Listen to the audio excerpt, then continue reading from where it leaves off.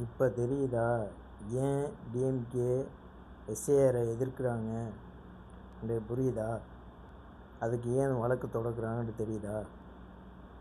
DMK கூட்டணி கட்சிகளும் பொதுமக்களும் எஸ்ஏஆரை ஏன் எதிர்க்கிறாங்கன்னு இப்போ புரிஞ்சிருக்கும்.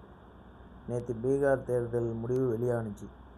எல்லாருக்கும் தெரிஞ்ச ஒன்று தான். அதில் பிஜேபி அதிகமான இடத்துல தனிப்பெருமையாண்மையோட வெற்றி அடைஞ்சிருக்கு. இதுக்கு காரணம் என்ன?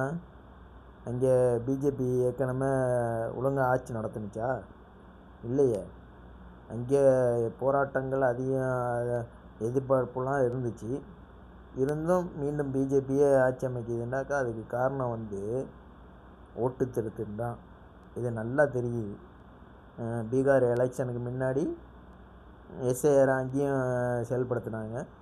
அதன் அடிப்படையில் இப்போது நிறையா பேர் அங்கே உள்ள இஸ்லாமியர்கள் வாக்கெலாம் பதிவு இல்லை. அதன் அடிப்படையில் பீகாரில் மீண்டும் பிஜேபி ஆட்சி அமைச்சிருக்கு. அதே இதை தான் சக்தியை தான் இங்கேயும் கையாளுறாங்க. தமிழ்நாட்டிலையும் இதே மாதிரி எஸ்ஏஆரை கொண்டுட்டு வரவங்க ஆட்சி சட்டமன்ற தேர்தல் முடிஞ்சு 4 வருஷம் ஆகுது. சட்டமன்ற தேர்தல் முடிஞ்சு 1 வருஷத்தில் கொண்டுட்டு வந்திருந்தாக்கா 3 வருஷத்தில் ஏதோ மக்கள் விழிப்புணர்வு எல்லாத்தையும் சரி பண்ணியிருப்பாங்க. இப்போ எலெக்ஷனுக்கும் ஒரு 4 மாதம் 5 மாதத்துக்கு முன்னாடி கொண்டுட்டு வந்தால் அவங்களுடைய நோக்கம் என்னவாக இருக்குது?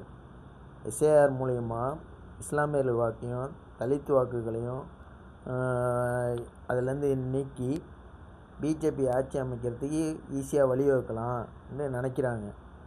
அதனால தான் இந்த எஸ்ஏஆரை இந்த நேரத்தில் கொண்டுட்டு வராங்க. இந்த நேரத்தில் கொண்டுட்டு வரும்போது இஸ்லாமியர்கள் உடைய பதிவுகளோ அல்லது தலித்து மக்களோ அல்லது படிப்பறிவு இல்லாமல் இருக்காங்களே அவங்களுடைய வாக்குகளோ என்ன ஆகும்?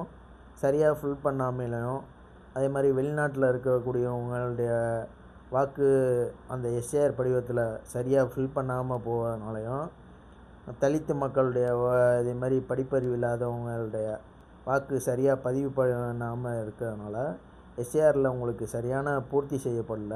அதனால் நீங்கள் என்ன செய்யுங்க, அடுத்த முறை எல்லாத்தையும் சரி பண்ணி கொண்டுட்டு பூர்த்தி செஞ்சுட்டு அடுத்த தடவை நீங்கள் ஓட்டு போடுங்கன்ட்டு இப்படி ஓட்டை இல்லாமல் ஆக்குறதுக்கு தான் இவங்களுடைய சதி வேலை பண்ணுறாங்க. இந்த மாதிரி பண்ணும்போது என்ன ஆகும்? ஓட்டு சரியாக பதிவு ஆகாது. அப்போது இஸ்லாமியர் ஓட்டம் தலித்துக்கு ஓட்டம் சிறுபான்மையர் ஓட்டம் ஓட்டு பதிவாகலைண்டாக்கா டிஎம்கேக்கு வரக்கூடிய ஓட்டுலாம் கணிசமான ஓட்டு குறையும். அப்போ நம்மளுடைய பாஜகவுடைய ஓட்டுக்கள் அதிகமாகும். இது மூலயமா சட்டமன்றத்தில் நம்ம கால் உண்டலாம், அதிகமான சட்டமன்ற உறுப்பினர் தேர்ந்தெடுக்க முடியும். இந்த தான் நோக்கத்தில் இந்த எஸ்ஏஆரை கொண்டுட்டு வந்திருக்காங்க. மக்களாகிய நாம் அதில் விழிப்புணர்வோடு இருக்கணும். ஒருவருக்கு ஓட்டு போட முடியவில்லை என்றாலும் போராடுங்க. போராட்டம் நடத்தினால்தான் இதற்கு ஒரு தீர்வு கிடைக்கும். ஏண்டாக்கா எல்லோரும் தன்னுடைய வாக்காளர் அடையாள அட்டையை சரியாக வச்சுருப்பாங்க. பெற்றவங்களுடைய வாக்காளர் அட்டை வேணுங்கிறாங்க, அப்பா அம்மாவுடைய வாக்காளர் அட்டை வேணுங்கிறாங்க, உறவினர் வாக்காளர் அட்டை வேணுங்கிறாங்க. அட்ரஸ்ஸு மாறி இருக்கும். குறிப்பாக சொல்லப்போனாக்கா இப்போ நம்ம ஒரு இடத்துல திருமணம் பிறந்திருப்போம். நம்முடைய மனைவி இன்னொரு இடத்துல நம்ம கூட வாழ வந்திருப்பாங்க வேறு ஊர்லேருந்து. இப்போ அவங்களுக்கு ஓட்டு அந்த ஊரில் இருந்திருக்கும், அதை மாற்றாமல் இருந்திருப்பாங்க.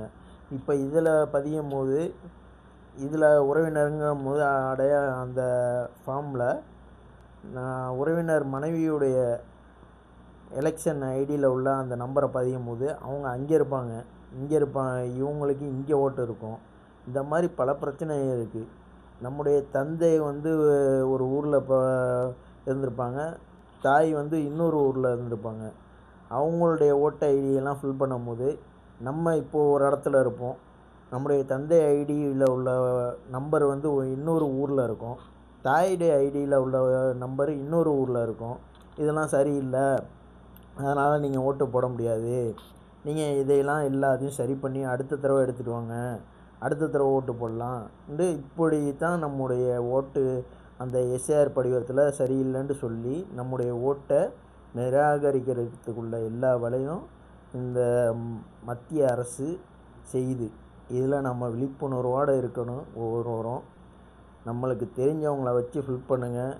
அதுவும் ஒரு ஃபார்மு தான் கொடுப்பாங்களாம். அதில் ஒரு ஃபார்மில் நம்ம ஃபில் பண்ணலாண்டாக்கா அந்த ஃபார்மை திருப்பி ஏற்றுக்க மாட்டாங்களாம். அதுவும் தவறுதலாக நம்ம அதில் ஃபில் பண்ணிட்டோம்னா அந்த ஃபார்மையும் ஏற்றுக்க மாட்டாங்களாம்.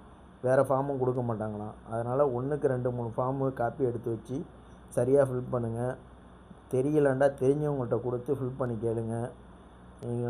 கடைசி கட்டமாக நம்முடைய வாக்கு செலுத்த முடியாது என்று வரும் பட்சத்தில் போராடுங்க. போராட்டத்தை விட்டுறாதீங்க. இது நம்ம கண்ணுக்கு தெரிஞ்சு நடக்கிற ஓட்டு திருட்டு. இதுலேருந்து நம்ம விழிப்புணர்வோடு இருக்கணும். அதுக்கு தான் இந்த பதிவு. நன்றி.